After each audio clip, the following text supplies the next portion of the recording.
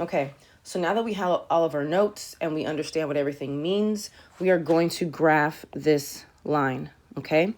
Step 1 says solve for y. This is already solved. How do I know? Because this y is by itself. It doesn't say 2y. It doesn't say negative y. It says y equals. Perfect. That's what we want. Step 1 is done. Now, remember, this is the mx plus b. M is our slope. Every single time we're graphing, you're going to write for me, what is your slope? And you're going to write it as a fraction. So my m is 3. As a fraction, that means 3 over 1. That is positive, okay? So since this is a positive sloping line, the directions that slope is giving me is I'm going up 3 and I'm going 1 to the right. Okay, that's what slope directions mean. Next, I need to know, well, what is my b? What is my y-intercept? It says plus b, but my b is negative, so b is negative 2. That's all you need to graph this thing, okay? Now, it says put the y-intercept on the graph. This is your y-axis.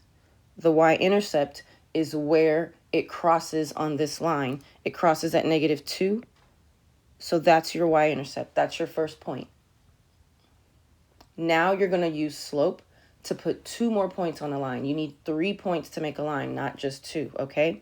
So starting from my y-intercept, starting from here, I'm going to follow these slope directions, and I'm going to go up 1, 2, 3. And I'm going to go to the right 1. I'm going to put a point. Starting from that point, I'm going to do it again. 1, 2, 3, to the right 1, put a point. So you can see this is a straight line.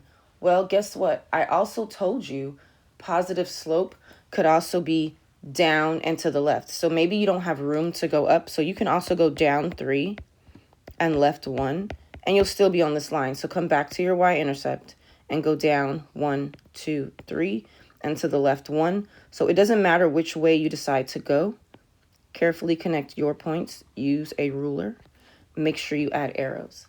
So that's how you graph a line. That's it. Once you figure out how to find your slope and your y-intercept, it's really, really quick, okay? We're going to talk about our conjecture. We're going to do a few more examples together. Then you're going to do some practice problems on your own. So the conjecture is just basically what our steps said. So if you're going to graph an equation written in slope-intercept form, you start with the y-intercept, which is your b value. Then you slope your m value to put 2 more points on the line. That's it. Once you know that and are able to find the m and the b, graphing is going to be so easy. So let's do some examples together.